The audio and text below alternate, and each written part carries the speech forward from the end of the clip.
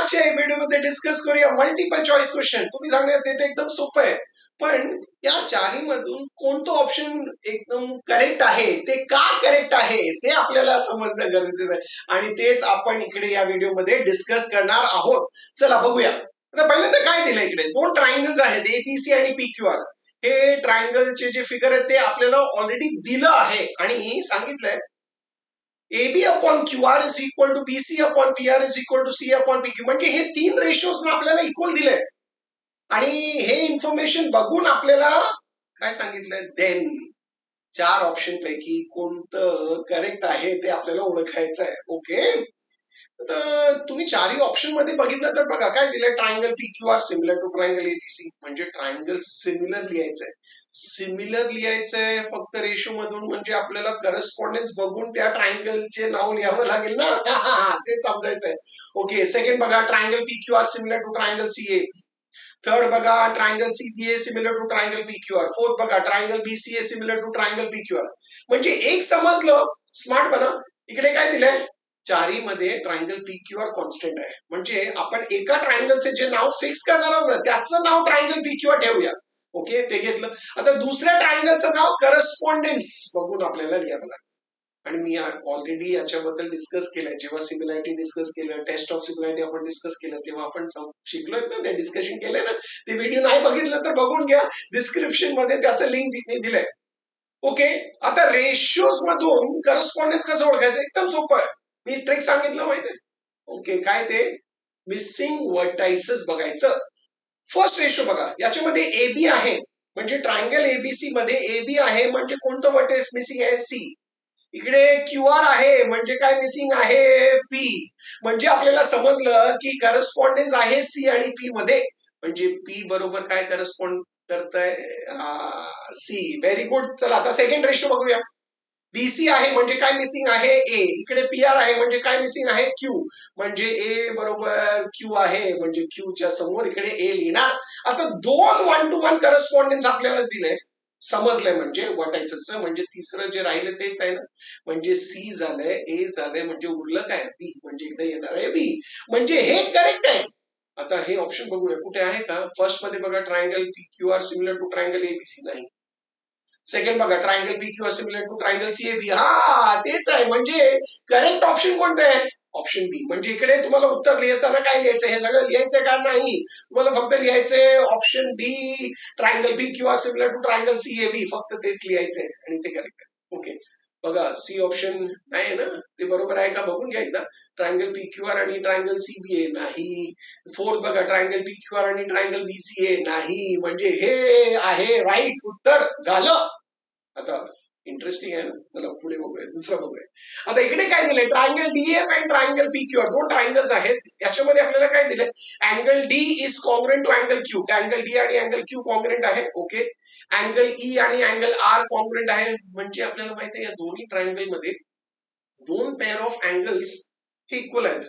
दोन pair of angles बघितलं म्हणजे तुम्हाला माहिती आहे दोन्ही ट्रायंगल्स एकमेकांना सिमिलर आहे. ओके, ते तर आपण लिहू शकतो, पण हे सगळं लिहिण्याची गरज आहे का, नाही ना. आपण जेव्हा MCQs बघतोय तेव्हा आपल्याला फक्त काय काय पॉइंट्स पाहिजे ते आपल्या इन्फॉर्मेशन साठी आपण रफ मध्ये लिहू शकतो. आपल्याला तिकडे एक्सप्लेनेशन द्यायचंय का, नाही. आपल्याला फक्त तिकडे ऍक्च्युअल करेक्ट उत्तर लिहायचंय. ओके, म्हणजे आपल्याला एक समजलं की या दोन्ही ट्रायंगल मध्ये दोन पेअर ऑफ अँगल्स इक्वल आहेत, म्हणजे आपल्याला माहिती आहे ट्रायंगल सिमिलर आहे. आणि सिमिलर म्हटलं तर 1 to 1 करस्पॉन्ड, एकदम सोपं आहे ना.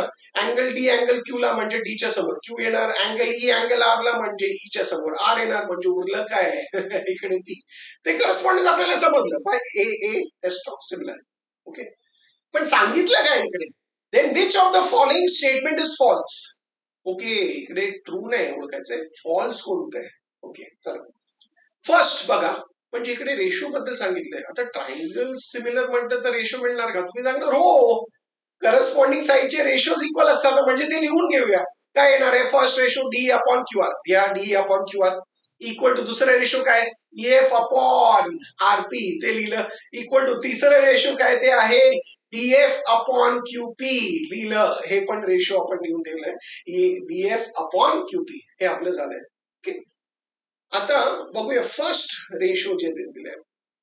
EF upon P R, EF upon P R आहे इकडे equal to DF upon P Q, DF upon P Q. हो, बरोबर आहे ते.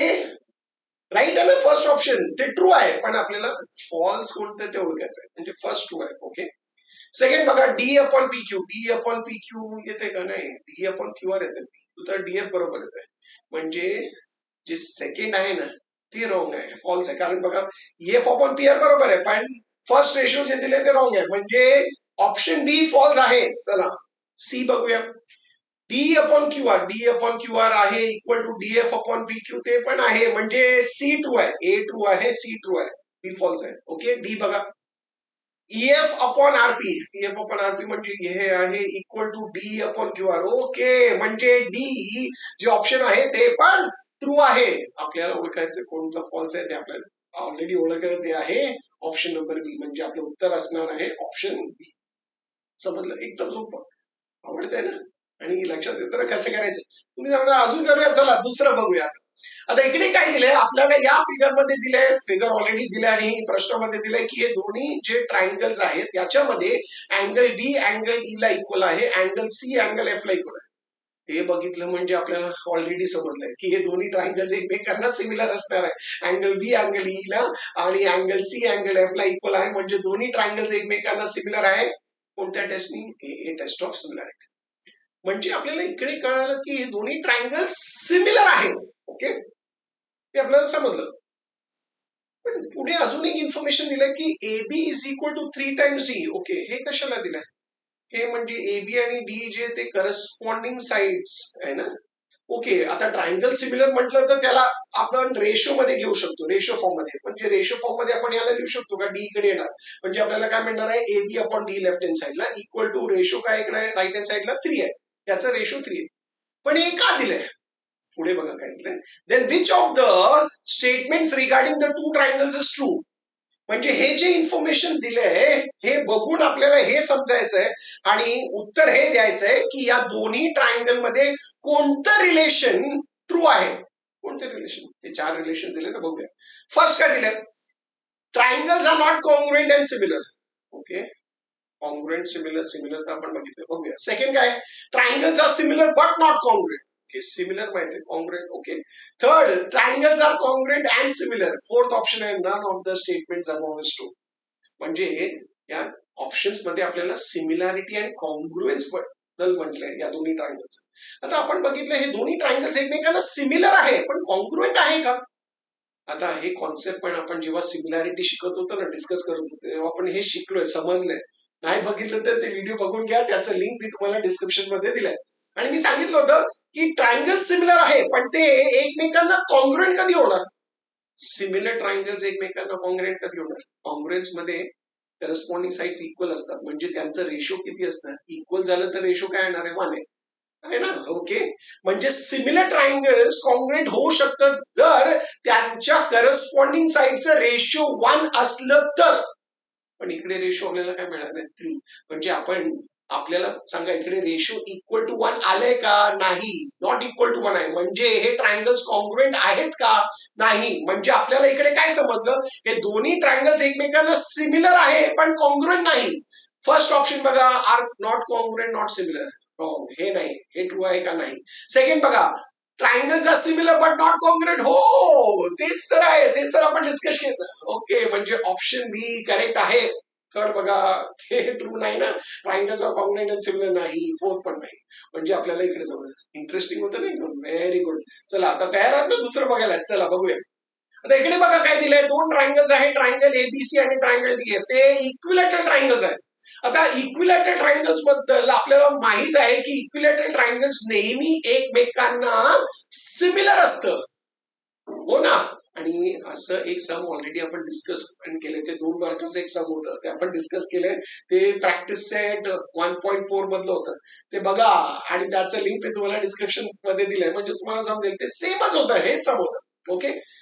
आणि इकडे बघा, हे ट्रायंगल सिमिलर आहेत. आपल्याला माहित आहे दोन्ही ट्रायंगल्स एकमेकांना सिमिलर आहे, ट्रायंगल एबीसी आणि ट्रायंगल डीएफ. आणि इकडे आपण एरिया बद्दल म्हणतोय. आता ट्रायंगल सिमिलर आहेत आणि एरिया बद्दल म्हटलं तर काय येणार आहे? ट्रायंगलच्या एरियाचं रेशो आपण घेऊ शकतो का? आपण सिमिलॅरिटी आहे. ट्रायंगल्स मध्ये सिमिलॅरिटी आहे म्हणजे एरियाज ऑफ सिमिलर ट्रायंगल्स हे थिअरम यूज करू शकतो. आणि हे यूज केल्याने काय येणार आहे, area of triangle C upon area of triangle DF is equal to side square upon side square येणार आहे. म्हणजे ए बी दिलंय आणि त्याचं करस्पॉन्डिंग साईड डीएफ डी आहे का बघा, ए बीच डी. हो, व्हेरी गुड. म्हणजे आपल्याला समजतं area upon area is equal to side square upon side square. म्हणजे आपण लिहिणार A B square upon D square. आणि याचं उत्तर म्हणजे याचं रिझन आपण काय लिहितो, theorem on areas of similar triangles. पण इकडे लिहायचंय का नाही हे फक्त मी तुम्हाला सांगतोय, कसं येणार आहे ते दाखवतोय. तुम्हाला हे स्टेप्स लिहायचे का नाही, तुम्ही फक्त रफ मध्ये लिहून ते सोडवायचं. आता आपण व्हॅल्यू सबस्टिट्यूट करतो. Area of triangle ABC upon area of triangle DF हे रेशो आपल्याला ऑलरेडी दिले 1/2. तिकडे सबस्टिट्यूट करा 1/2. राईट हँड साईडला एबीचं व्हॅल्यू आपल्याला दिले 4, तिकडे 4 लिहा म्हणजे 4 स्क्वेअर. डीचं व्हॅल्यू नाही ते फाइंड करायचंय म्हणजे येणार डी स्क्वेअर. आता आपल्याला फक्त डीचं व्हॅल्यू पाहिजे म्हणजे स्क्वेअर पाहिजे का नाही. स्क्वेअर काढण्यासाठी काय करायचं, स्क्वेअर रूट काढायचं दोन्हीकडे. म्हणजे 1चं स्क्वेअर रूट 1, 2चं रूट 2. म्हणजे इकडे लेफ्ट हँड साईडला काय येणार 1/√2. राईट हँड साईडला 4 स्क्वेअरचं स्क्वेअर रूट काय 4 आणि डी स्क्वेअरचं स्क्वेअर रूट काय डी. म्हणजे इकडे आलं आपल्याला राईट हँड साईडला 4/d.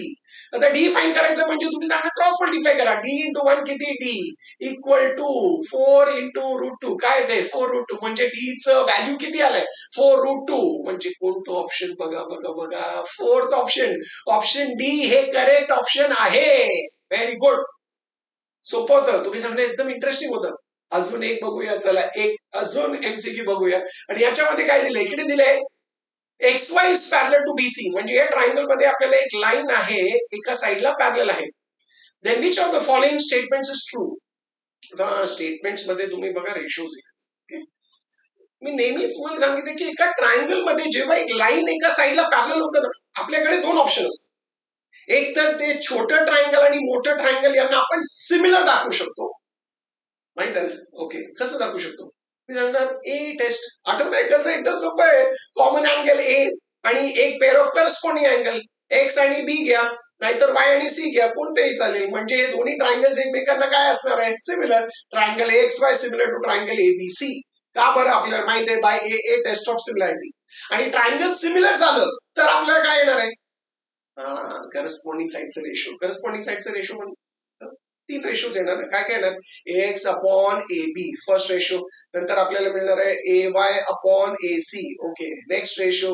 आणि लास्ट आहे x Y upon B C. हे 3 रेशोज आपल्याला इक्वल मिळणार आहेत. आपण हे लिहून ठेवलं. का लिहिलं, कारण बघा जे ऑप्शन्स आहेत त्याच्यामध्ये रेशोज आहेत.